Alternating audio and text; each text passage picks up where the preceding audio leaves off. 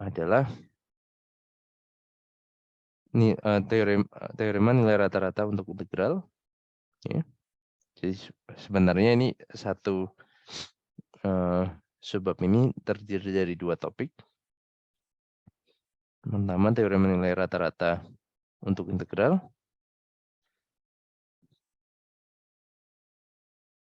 Oke, kemudian penggunaan simetri.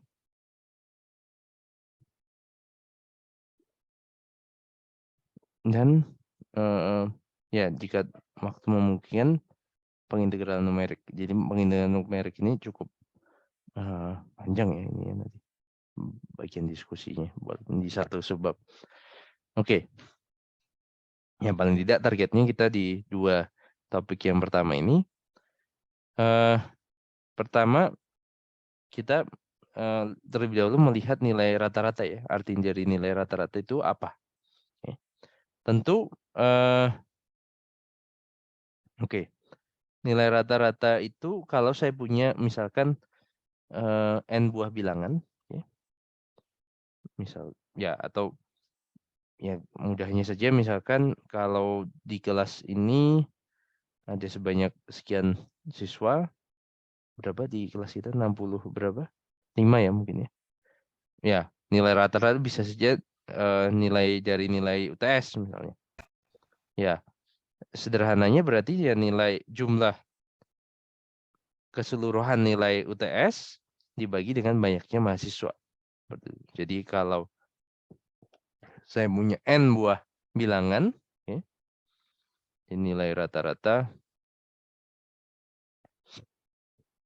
dari katakanlah bilangan Y1, Y2, YN ini adalah katakanlah Y bar sama dengan Y1 tambah Y2 tambah seterusnya tambah YN dibagi dengan banyaknya bilangan ini yakni N.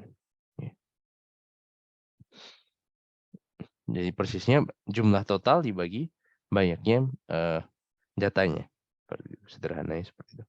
Nah, sekarang kita akan coba melihat konsep dari nilai rata-rata fungsi pada interval A, B. Jadi misalkan F adalah fungsi yang didefinisikan pada interval A, B. Kita ingin melihat nilai rata-rata F pada A, B. Tentu nantinya sesuai judul topiknya ya kita kaitkan dengan nilai rata-rata integral ya. Oke, sekarang tinjau partisipe dari A, B dengan ya partisipe itu ingat kembali Anda punya interval A, B, Anda bagi menjadi n buah subinterval yang kecil ya. Katakanlah ini dengan X0-nya sama dengan A, okay. Kemudian X1 itu lebih besar dari X0, jadi di interval pada garis bilangan X0, X1, X2, X3, seterusnya sampai B itu adalah nilai Xn-nya. Okay. X2, seterusnya Xn-1, sampai akhirnya yang paling besar Xn sama dengan B. Kemudian katakanlah lebar subintervalnya seragam. Artinya apa? Lebar intervalnya adalah delta X sama dengan panjang intervalnya B min A ya, dibagi dengan semuanya N. Jadi B min A per N. Oke. Nah, jadi panjang subintervalnya ini. Artinya apa? Sekarang saya akan mau katakanlah kita wakili nilai fungsi F pada interval A, B itu dengan nilai pada masing-masing fx1, fx2 sampai dengan fxn. Jadi ketika kita membagi interval A, B itu menjadi n buah subinterval, maka saya punya titik X1, X2, X3 sampai Xn. Nilai F pada A, B itu kita wakili sebagai nilai fx1, fx2, fx3, fx sampai fxn-1 sampai dengan fxn. Oke. Jadi artinya nilai rata-rata, jadi sekarang Y1, Y2 sampai YN-nya itu saya ganti masing-masing dengan fx1, fx2, fxn. Jadi nilai rata-rata dari fx1, fx2 sampai fxn ini adalah ya kita hitung jumlahkan semua sampai fxn, x3, fxn dibagi jumlah semuanya n ya, semuanya n. Jadi atau kalau dalam notasi sigma kita bisa tuliskan 1/n sigma karena i sama dengan 1 sampai n fxi. Nah ini ingat kembali tadi lebar subintervalnya adalah delta x adalah b min a per n. Jadi n 1/n itu adalah delta x per b min a ya.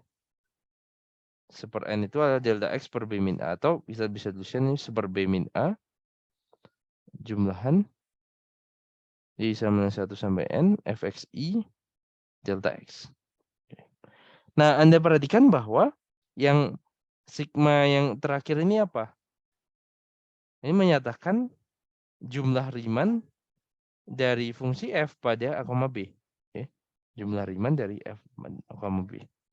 Artinya, ya, jadi artinya di sini ini menyatakan bahwa, oke, kalau ini, ya ini, jadi ini adalah, saya tuliskan, n fxi delta x adalah suatu jumlah Riemann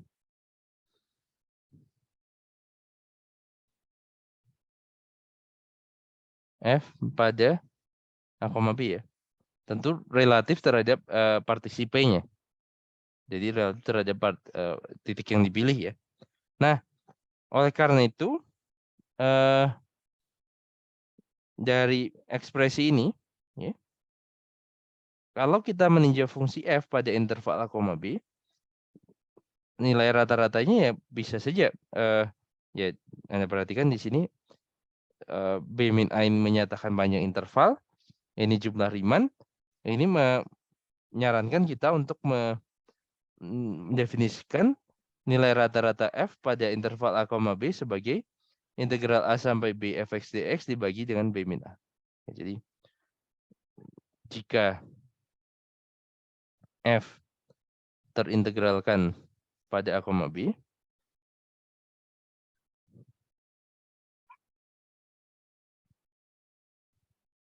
nilai rata-rata f pada a, b ini didefinisikan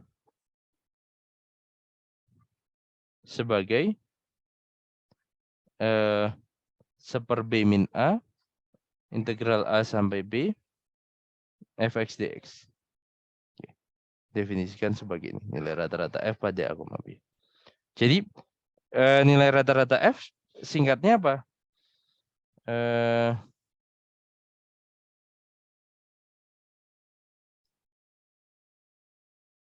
Persisnya apa? Jadi integral a sampai b fx dx dibagi dengan panjang interval a, b-nya. Persisnya seperti itu. Oke, kita lihat contohnya. Paling tidak pertama kita harus bisa menghitung nilai rata-rata f pada interval a, b. Ya, kita bisa mulai dari yang sederhana ya. Misalnya contoh 1 ya. Kalau fx-nya sama dengan k, Oke, konstanta. Ya, maka integral A sampai B fx dx tentu sama dengan integral A sampai B k dx, yaitu k kali B min A. Sehingga nilai rata-rata f pada A, B, ya tinggal integral ini dibagi panjang intervalnya.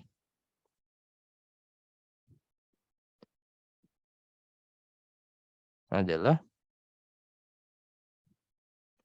per B min A, integral A sampai B fx dx, nilainya sama dengan K kali B min A dibagi B min A. Sama dengan K. Oke, seperti itu. Nah, ya oke. Jadi, ya tentu interpretasinya apa? Kalau Anda katakanlah A dan B-nya positif, saya bisa gambar seperti ini. Ya, kalau kemudian K-nya juga positif lah. Ya, integral A sampai B fx dx menyatakan luas persegi panjang dengan panjang B min A dan lebar K. Panjang B min A dan lebar K. Nah, nilai rata-ratanya tentu saja karena nilai fungsinya semua sama nilainya K, ya masuk akal nilai rata-ratanya juga K.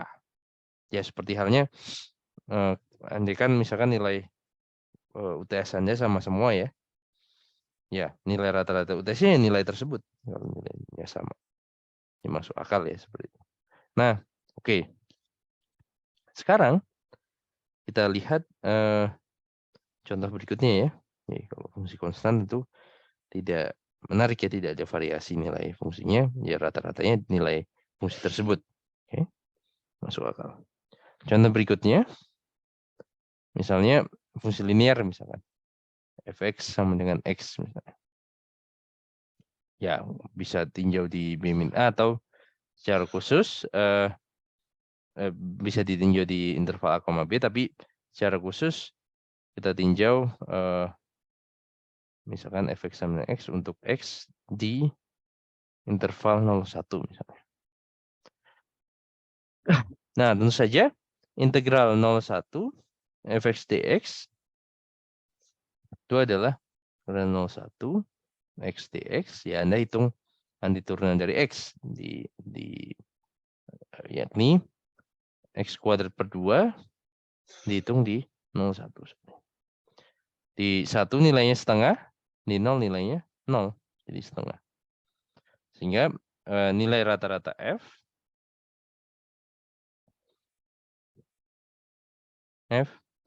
pada interval 0,1 ini adalah ya tinggal 1 dibagi panjang intervalnya 1 min 0, 1 integral 0,1 fx dx nilainya tadi setengah ya.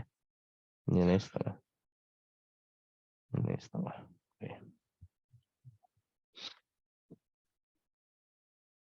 Ya, jadi nilai rata-ratanya setengah.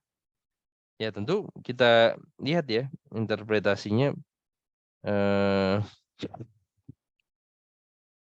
seperti apa untuk fungsi khusus ini. Ya, kita gambar saja. Pada interval 0,1, oke, fx sama dengan x tentu sebentar. Ya, ini integral 0,1 fx dx menyatakan luas segitiga dengan alas 1 dan tinggi 1. Jadi integral 0,1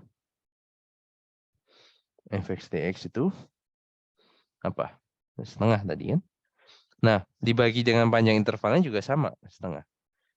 Nah, setengah ini sendiri sebagai apa di sini?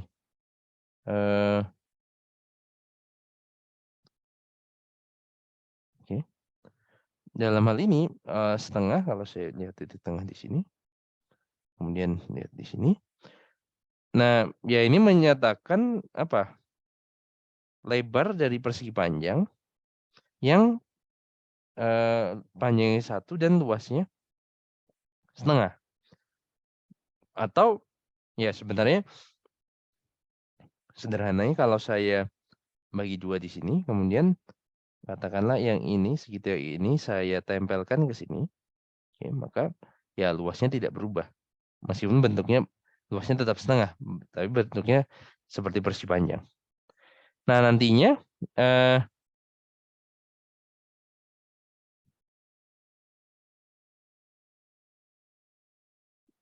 situasinya nanti di teorema nilai rata-rata untuk integral, kita ingin mencari persisnya nilai C di mana FC sama dengan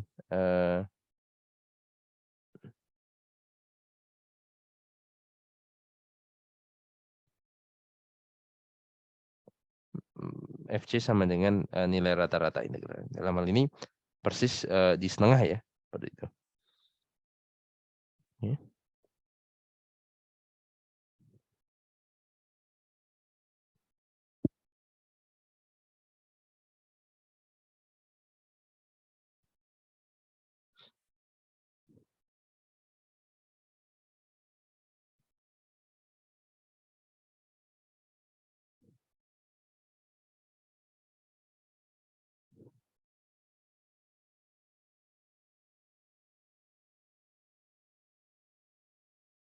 Oke. Ya, tentu ya untuk fungsi-fungsi lain Anda bisa cari ya. Oke, nilai rata-rata integral ya dari CF. Ya, bedanya dengan mencari integral hanya di akhir Anda bagi dengan panjang interval pengintegralan, itu saja bedanya. Bagi dengan panjang interval pengintegralan, prinsipnya seperti itu. Ya.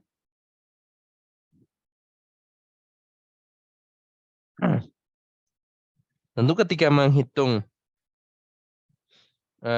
pengintegralan, ya, ketika Anda hitung integralnya,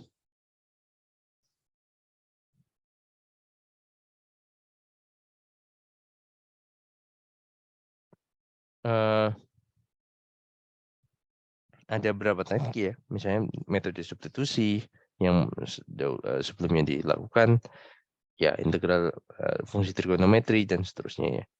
Bedanya itu saja. Ya. Ya.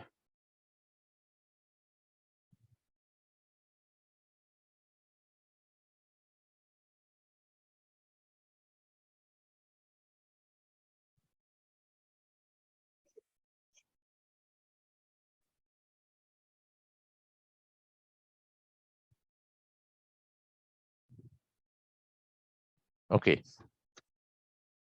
Nah, sekarang kita kembali ke pertanyaan tadi. Apakah nilai rata-rata integral ini bisa diwakili oleh nilai suatu fungsi? Jawabnya bisa. Persisnya seperti apa? Jadi tentu ada syarat tambahan untuk fungsinya. Misalnya fungsinya tidak hanya terintegralkan, tapi fungsinya harus kontinu. Meskipun fungsi kontinu mengakibatkan fungsinya terintegralkan. Jadi persisnya tertuliskan teorema nilai rata-rata integral sebagai berikut. Nilai rata-rata integral.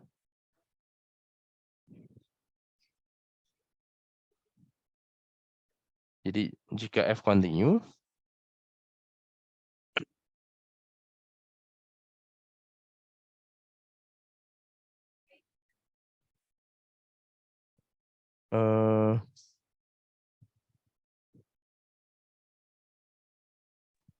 sebentar.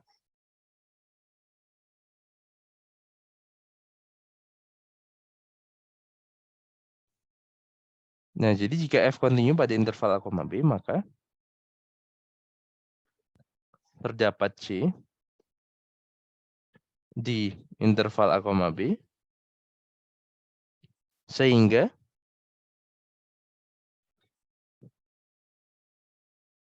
FC itu adalah nilai sama dengan nilai rata-rata integral. Ups, saya lupa bagi dengan B min I. Integral A sampai B, Fx dx. Oke, seperti itu. Oke, nah interpretasinya seperti apa? Jadi kalau saya gambar F-nya di non negatif, jadi Ya, integral A sampai B fx dx, yaitu seperti luas daerah di bawah kurva ini ya. Oke, yang ini luas. Nah, ya kalau saya kalikan B min A ke ruas kiri, jadi B min A kali FC. Itu apa? B min A itu kan menyatakan, ini ya, panjang ini. FC itu, ya nilai suatu F di C. Saya di sini. Nah, itu menyatakan, misalnya seperti ini. Oh, kejauhan ya, seperti ini. Mungkin di sini. Ya, FC itu melihat lebar dari bersih panjangnya. Sebentar, saya cari yang agak pas. Supaya. Jadi FC kali B min A itu kan luas bersih panjang. Luas bersih panjang ya. Oke, luas bersih panjang. Yang panjangnya B min A, lebarnya FC. Yang nilainya sama dengan luas daerah tadi.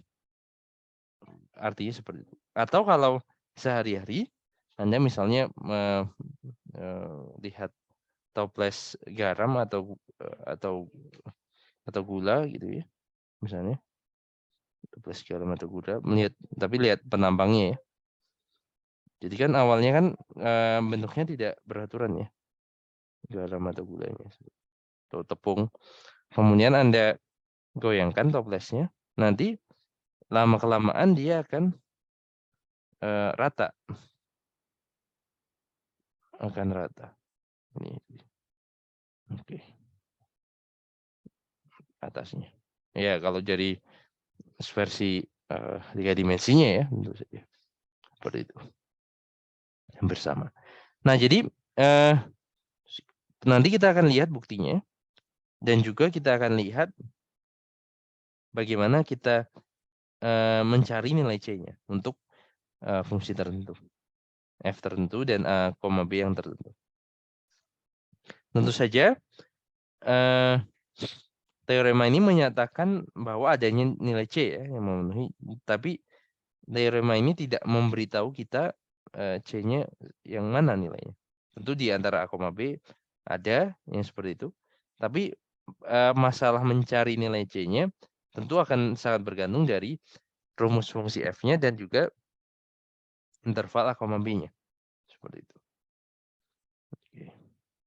Nah, sekarang kita lihat ya buktinya dulu ya seperti apa. Tentu dari nama teoremanya, sugestinya, ya ini dengan menggunakan teorema nilai rata-rata juga yang lain yang sudah Anda pelajari, yakni teorema nilai rata-rata untuk turunan. Oke. Oke. Buktinya seperti apa? Ya idenya kita lihat bentuk integral A sampai B fx dx itu sebagai nilai anti turunan ya. Jadi kita konstruksi seperti yang lalu, fungsi kumulatif. Jadi definisikan G kapital X sebagai integral A sampai X ft dt. Oke. Dengan atau untuk X di antara A sampai B. Misalnya satu langkah ya. Dengan X di antara A sampai B. Nah, oke. Fungsi G ini continue pada interval tutup A, B. Dan G ini juga mempunyai turunan pada interval buka A, B.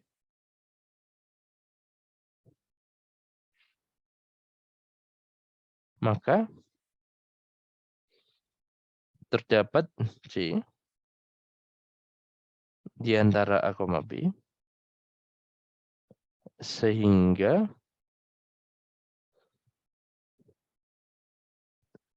G aksen C itu sama dengan GB min GA dibagi dengan B min A.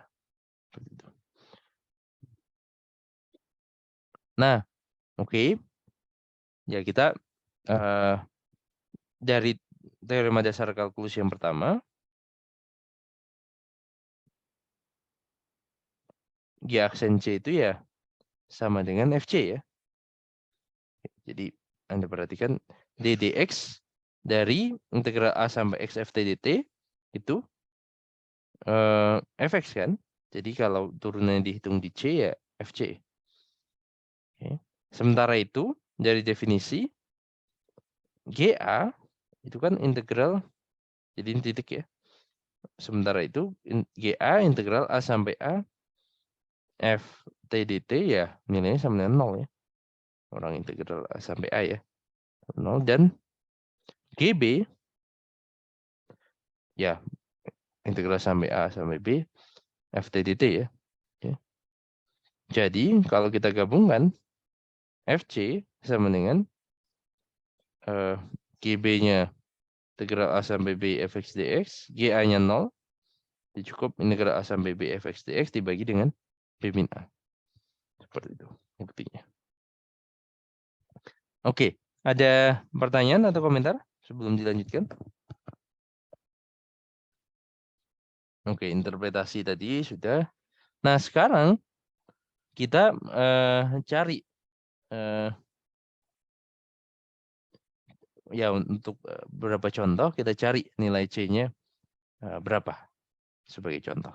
Satu saja cukup misalkan. Contoh. Oke.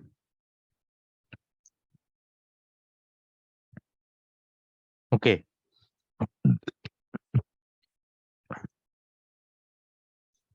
Misalkan fx-nya sama dengan x kuadrat.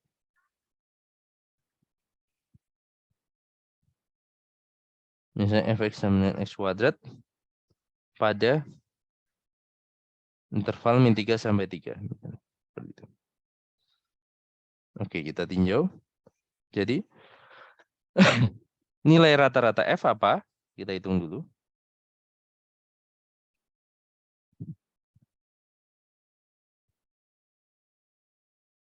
Pada interval min 3,3. Ini adalah,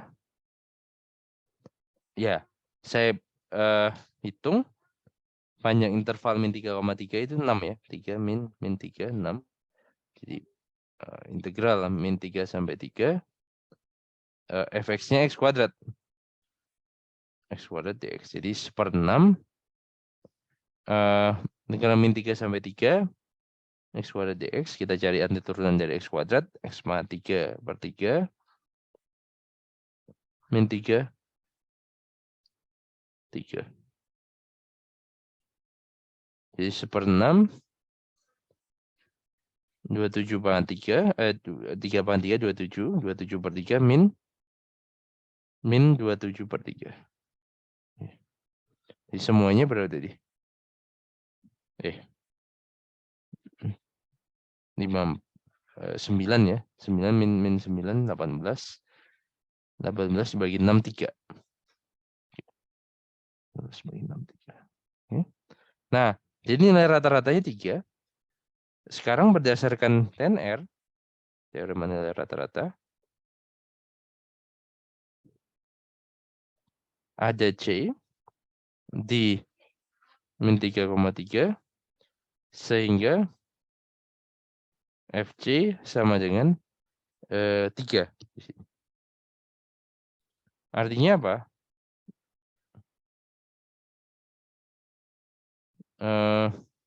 Ya kita selesaikan persamaan FC-nya tadi C kuadrat ya. Jadi C kuadrat sama dengan 3. C-nya sama dengan plus minus akar 3. Nah, jadi artinya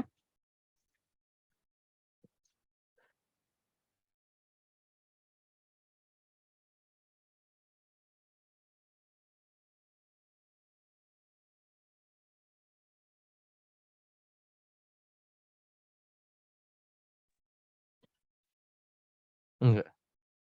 Oke.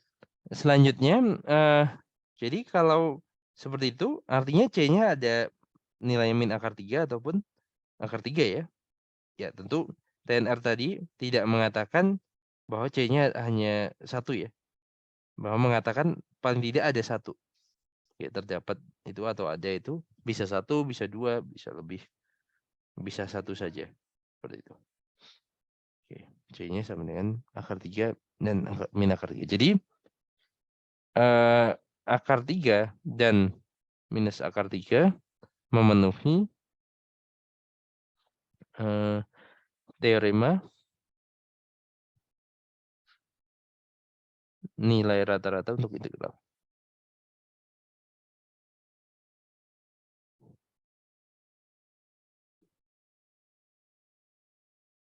Ya, ya, walaupun adanya C ini dijamin, seperti yang saya katakan tadi, mencari C-nya juga tidak sederhana ya. Tergantung dari bentuk fungsinya. Apakah mudah diselesaikan persamaan FC sama dengan nilai rata-rata? Jadi selalu FC sama dengan nilai rata-rata. Nilai rata-rata tentu bilangan real, FC-nya berupa fungsi dari C, ya, tapi menyelesaikannya tidak selalu mudah ya.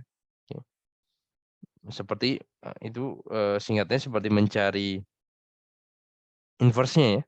Mencari inverse fungsi F, mencari C yang nilai FC-nya sama dengan nilai rata-ratanya.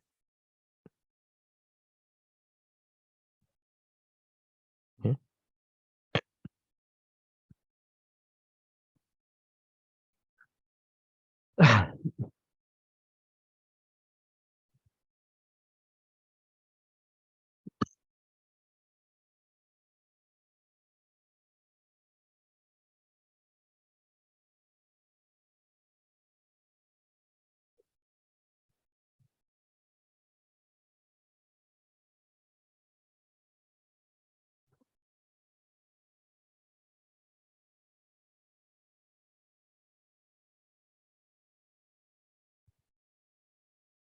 Ada pertanyaan, komentar?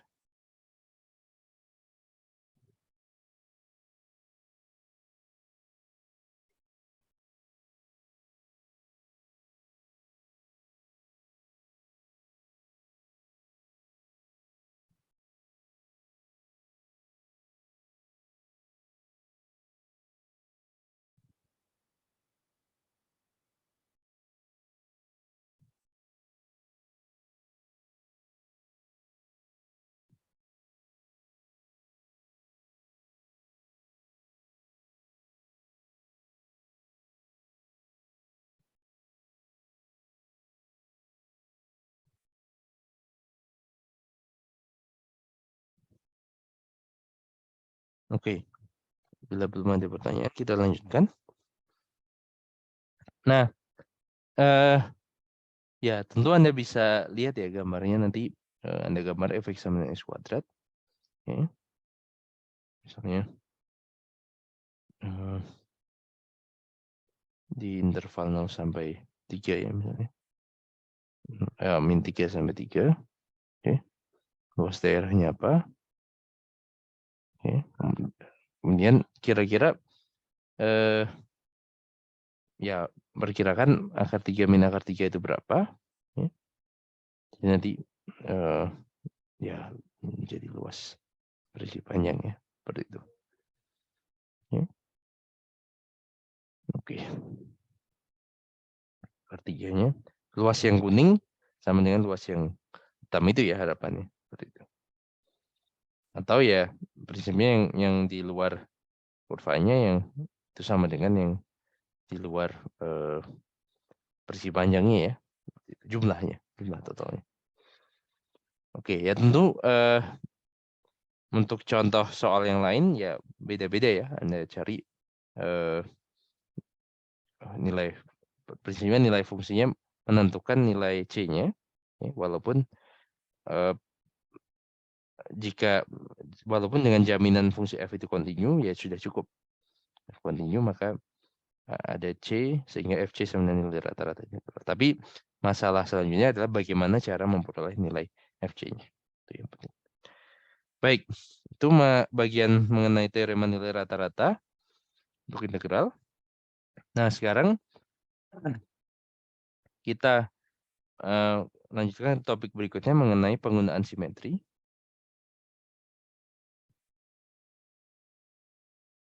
dalam perhitungan integral tentu ya.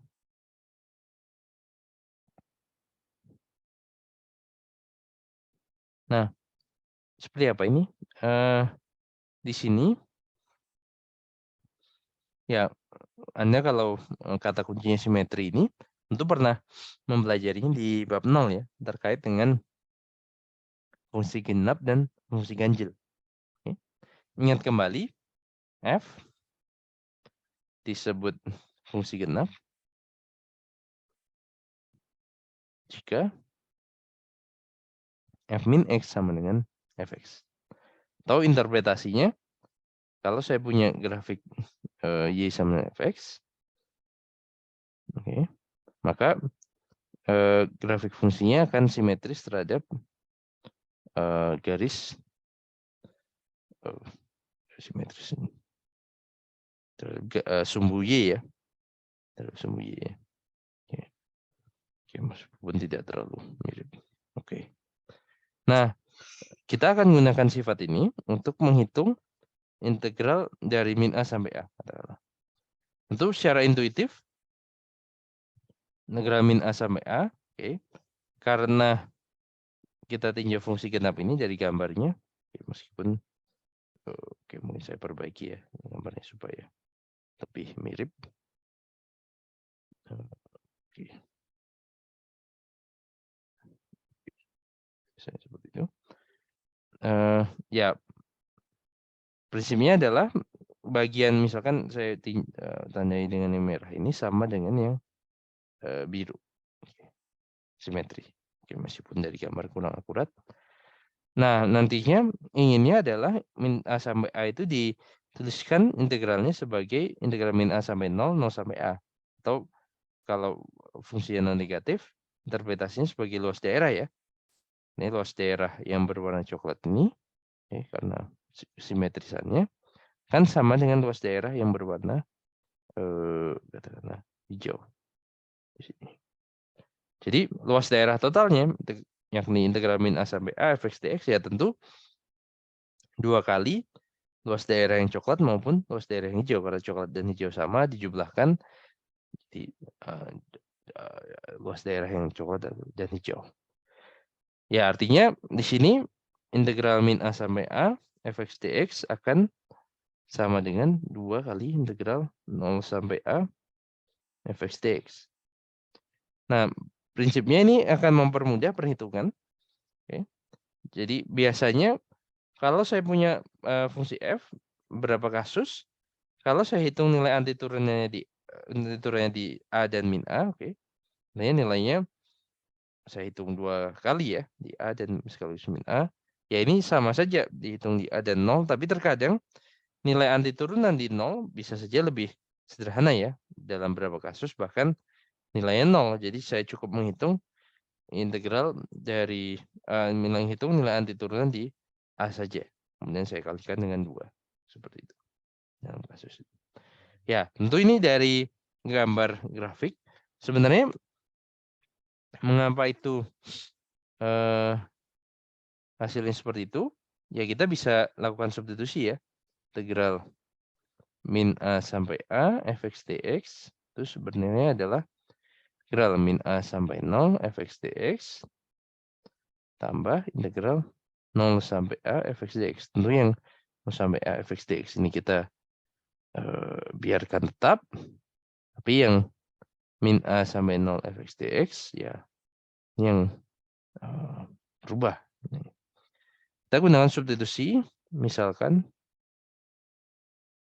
U sama dengan min X. Oke, maka DU sama dengan min DX. Sehingga kalau saya hitung integral min A sampai 0 fx dx, itu adalah saya ganti ya, ketika X-nya sama dengan min A, U-nya sama dengan A, X-nya sama dengan 0, U-nya sama dengan 0. Fx adalah F min U ya. Kemudian ini DU. Nah, kemudian kita tahu fungsinya fungsi genap. Maka maaf ini min DU ya. DX-nya sama min DU sama min DX, jadi DX sama min DU. Nah, kemudian kita tahu F-nya genap artinya F min U sama dengan FU. Jadi min integral A sampai 0 FU DU. Nah,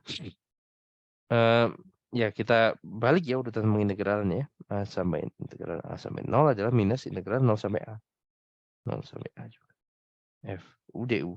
Kemudian kita variabel kan tidak terlalu penting ya. Jadi fx dx. FU DU sama dengan fx dx sama saja. Jadi akhirnya integral min A sampai A fx dx sama dengan 2 kali integral 0 sampai A fx dx. Oke.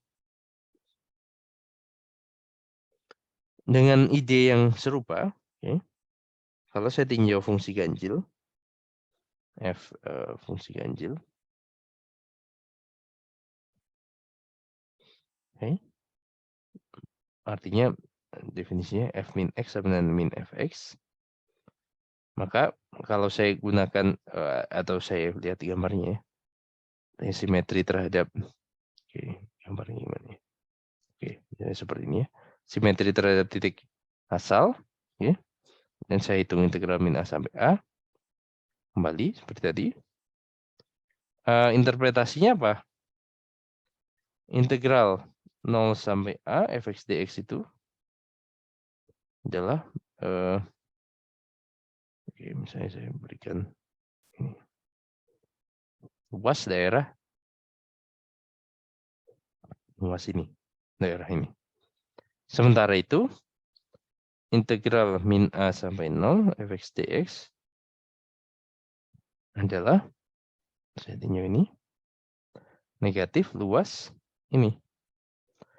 Karena ya bagian 0A min A0, bagian yang ini sebenarnya hanya negatif dari yang bagian ini. Nah, sehingga luas ini sebenarnya sama. Sehingga kalau saya jumlahkan, kita akan beroleh integral min A sampai A fx dx, jumlah integral 0 sampai A, integral min A sampai 0, integral 0 sampai A, jumlahnya ya akan sama dengan 0. Nah, jadi untuk fungsi ganjil ini, ya begitu kita periksa integralnya ganjil, fungsi ganjil, kemudian integralnya dari min A sampai A dengan A-nya positif, maka nilainya pasti 0. Seperti itu. Jadi bisa kita sederhanakan perhitungan ya. Kalau integralnya fungsi ganjil, integral min A sampai A nilainya 0 tanpa kita perlu hitung ya. Oke. Kemudian kalau kita ulang kembali yang fungsi genap, kita cukup menghitung integral 0 sampai A saja. Ya, jadi dua hal tersebut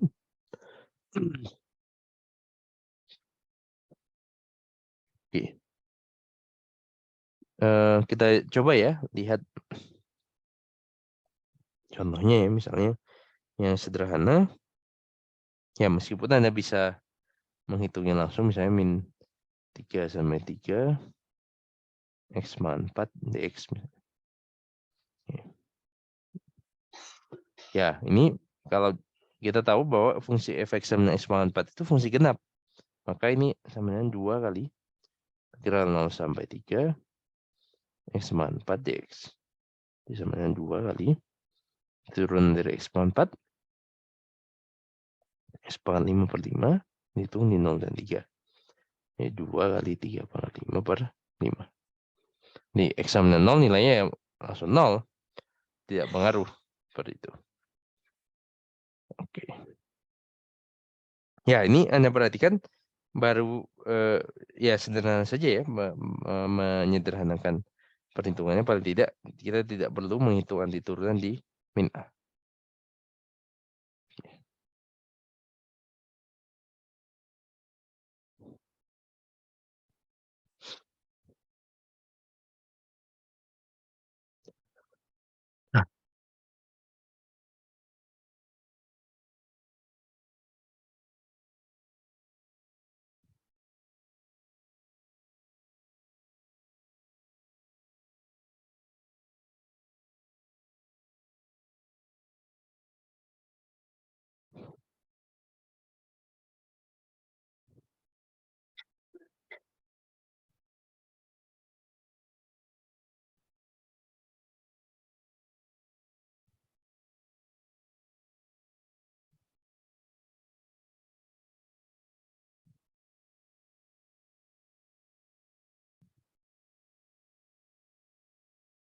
Oke.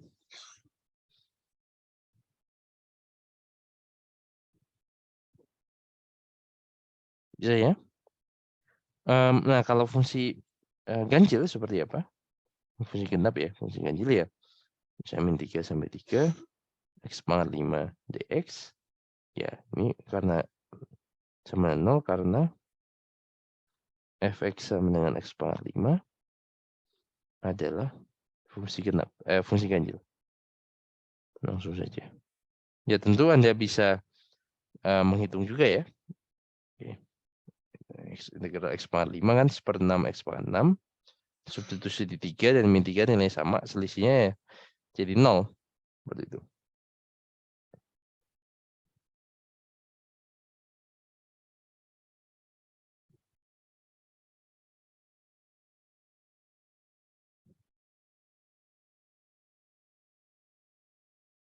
Oke.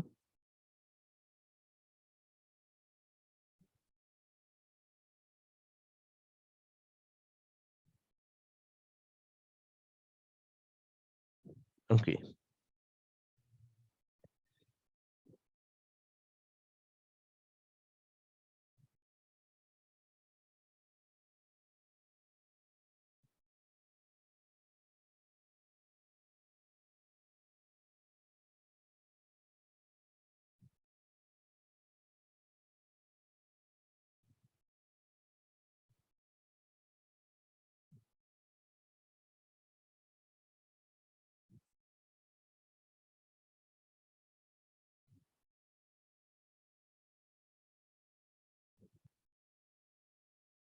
Nah, terkadang, bisa jadi ya di integral itu juga, eee,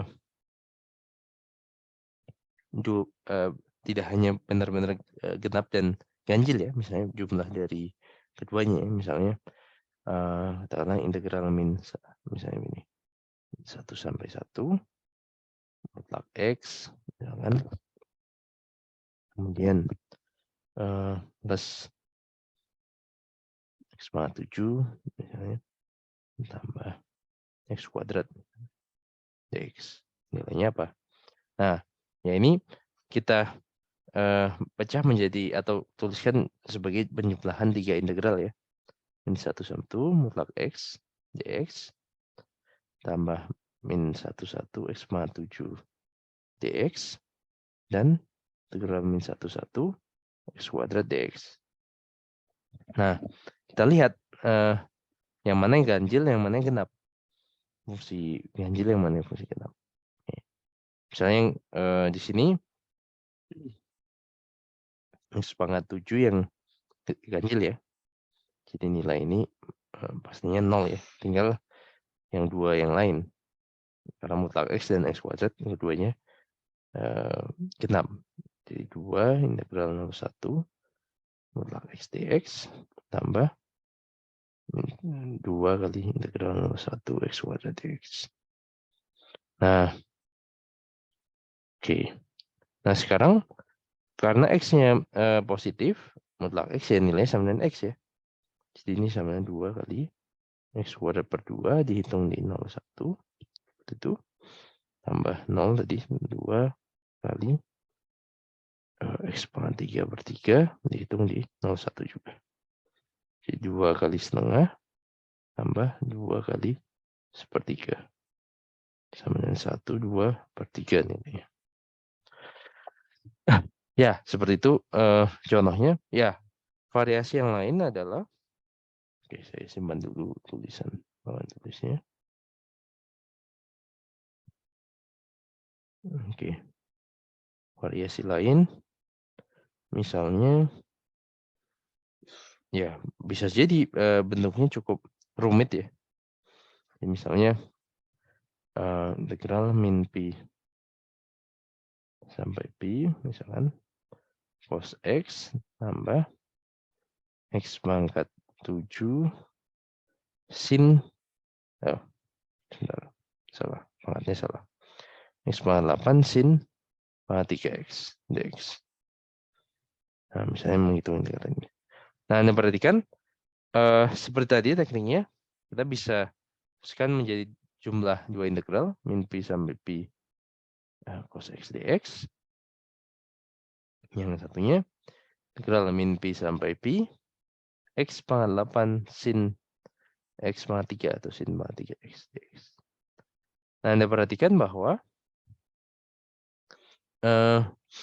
ya kita hitung satu persatu ya integralnya. Karena fx sama dengan cos x adalah fungsi genap,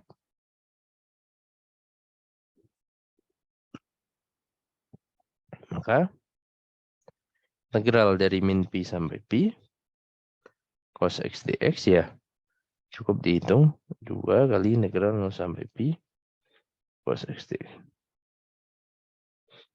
Dan ini akan sama dengan 2. Nah, antiturunan dari cos x apa? Min sin x. Sin x ya. Fungsi apa yang diturunkan menjadi cos x? Yaitu sin x. Dihitung di 0 dan pi ya. Oke. Jadi ini 2 sin pi min 2 sin 0. Ini nilainya sama dengan 0. Nah, sementara itu x pangkat 8 sin pangkat 3x adalah fungsi ganjil ya. Anda ganti x-nya dengan min x diperoleh. Jadi misalnya fungsinya fungsi g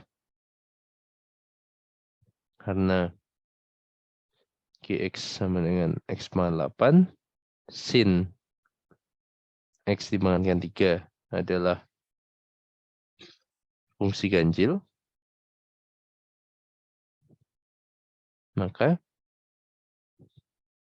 integral min pi sampai pi x pangkat 8 sin x dipangkatkan 3 ini nilai juga 0. Nah, jadi walaupun jadi kesimpulannya integral ini tadi nilainya 0. Min pi sampai pi cos x nambah x pangkat 8 sin x dx itu nilai 0. Tapi Anda perhatikan bahwa walaupun integral min pi sampai pi cos x dx nilai 0, min pi sampai pi x pangkat 8 sin x dx juga 0, tapi penyebab nilainya 0 berbeda ya. Kalau yang pertama ya memang nilainya ya 0. Ya. Nah, yang kedua penyebab nilai 0 karena integralnya adalah fungsi ganjil. Seperti itu. Jadi kalau integral fungsi genap bukan berarti tidak 0 ya. Bisa saja 0 seperti contoh ini. Ya. Bisa ya? Baik, itu contoh. Nah, yang terakhir kita akan membahas penggunaan fungsi periodik ya. Jadi tadi kita bahas fungsi ganjil, fungsi genap untuk menyederhanakan perhitungan integral. Selanjutnya kita tinjau fungsi periodik ya. Nah, ingat kembali fungsi periodik itu apa?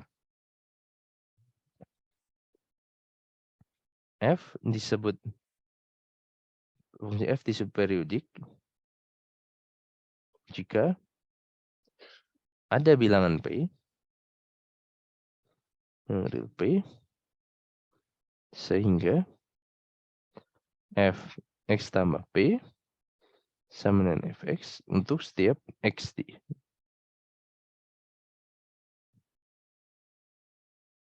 Setiap x. Di domain dari fungsi f ya. Nah, ya tentu ya begitu Anda punya definisi seperti ini, tentu Anda pelajari ini ya.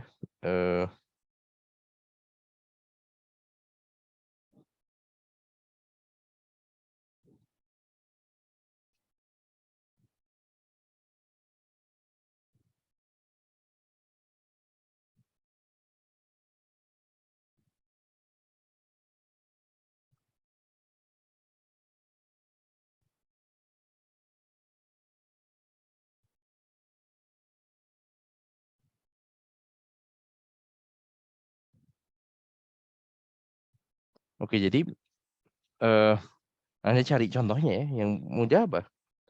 Fungsi periodik itu ya fungsi sinus atau kosinus ya, apalagi kalau sinus X ya.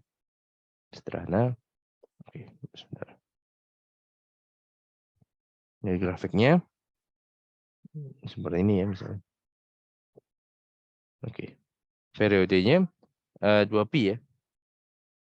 0pi, 2pi, 3pi, 4pi. Pi min 2pi. Nah,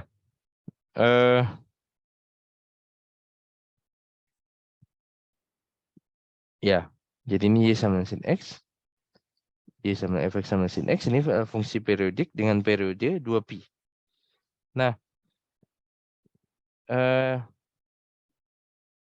kaitannya apa dengan penyederhanaan pengintegralan?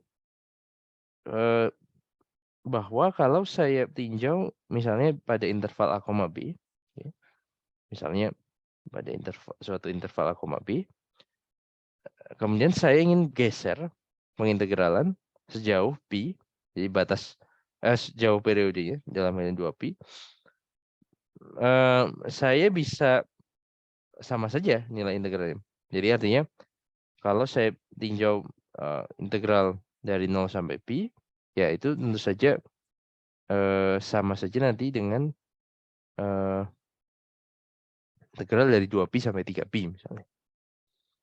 Oke, digeser sebesar pi. Jadi secara umum nanti kita akan tunjukkan bahwa integral A tambah P, periodenya P, sampai B plus P, fx dx itu dia akan pengaruh, artinya sama integral A sampai B, fx dx. Prinsipnya adalah kita gunakan substitusi ya. Substitusi U sama dengan X plus P. Kemudian gunakan arti dari ini ya. Arti dari fungsi periodik ya. Atau ya kalau dari gambar, misalnya Anda tinjau ya ilustrasinya sin ini ya. A sampai B ya di sini. Ya, saya geser sebesar pi. Ya, luas daerahnya sama saja di sini.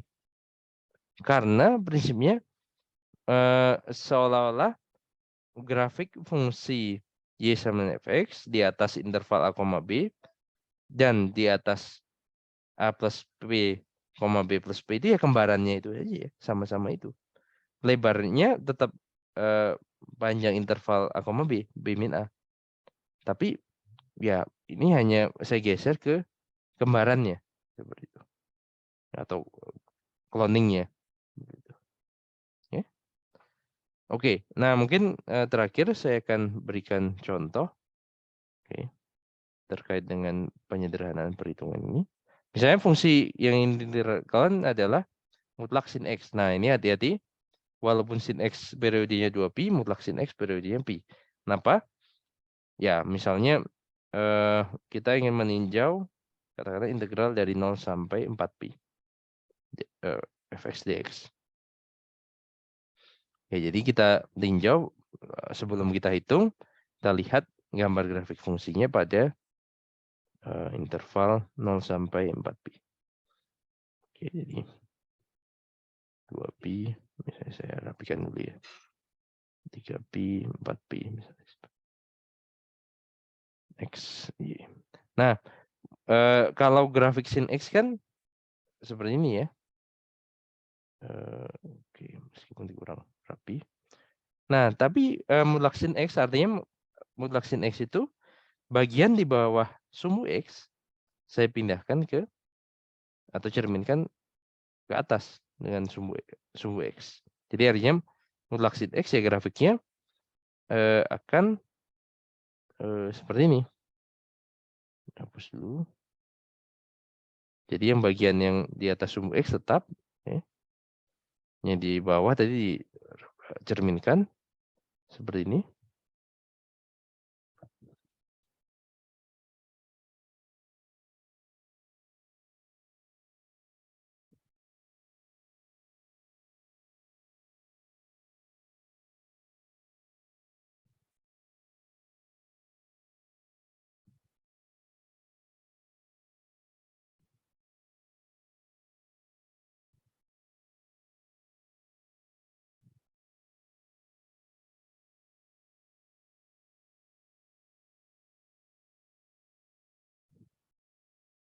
Jadi seperti ini ya.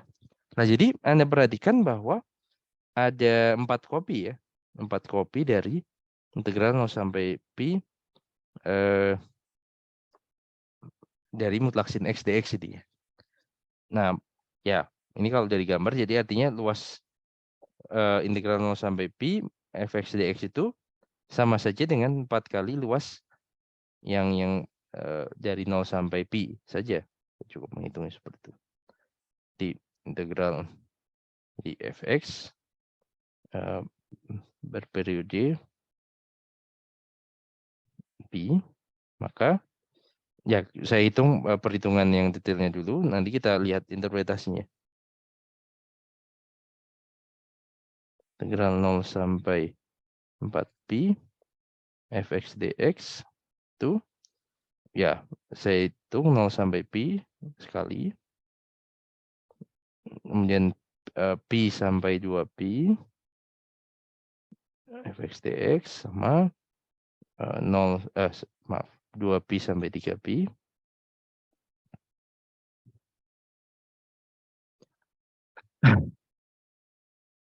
ditambah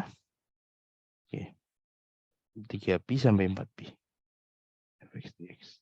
Nah, kemudian saya sebenarnya gunakan ini ya, identitas ini berulang-ulang. Jadi 0 sampai pi fx dx tetap, pi sampai 2pi fx dx sama dengan 0 sampai pi. Oke, jadi sudah punya 2 kali integral 0 sampai pi. 2pi sampai 3pi sama dengan pi sampai 2pi. Tapi pi sampai 2pi sama dengan 0 sampai pi. 3pi sampai 4pi sama dengan 2pi sampai 3pi. Tadi 2pi sampai 3pi juga sama dengan 0 sampai 4pi. Sampai dengan pi. Jadi kesimpulannya semuanya ya jadi 0 sampai pi semua. Ada 4 kali. Jadi tinggal hitung 4 integral 0 sampai pi. Nah, mutlak sin x kita tahu sin x itu apa namanya? Nilainya non negatif ya untuk x di antara 0 pi. Jadi ya, mutlak sin x sama dengan sin x sendiri. Ini sama dengan 4 anti turunan dari sin x min cos x. Dihitung di 0 sampai pi.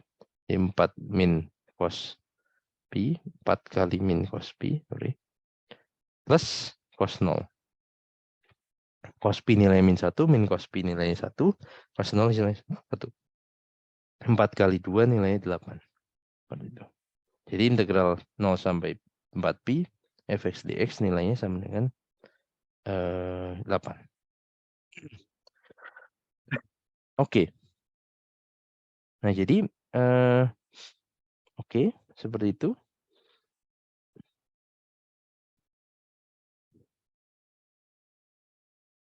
Nah, Anda bayangkan kalau kita menghitung integral dari 0 sampai 100pi dari fungsi yang sama ya tentu tinggal 100 kali integral 0 sampai pi ya.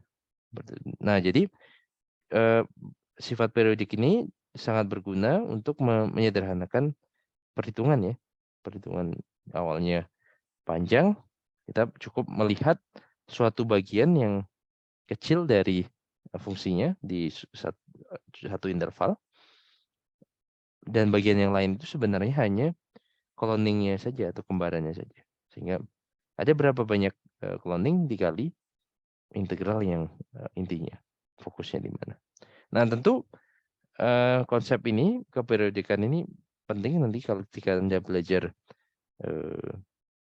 Dirac-Fourier mengintegralkan di fungsi yang periodik. Misalnya Anda belajar di matematika rekayasa dan seterusnya akan sangat bertemu dengan ini. Oke. Sepertinya oke. Untuk hari ini sampai di sini. Ada pertanyaan atau komentar sebelum kita akhiri?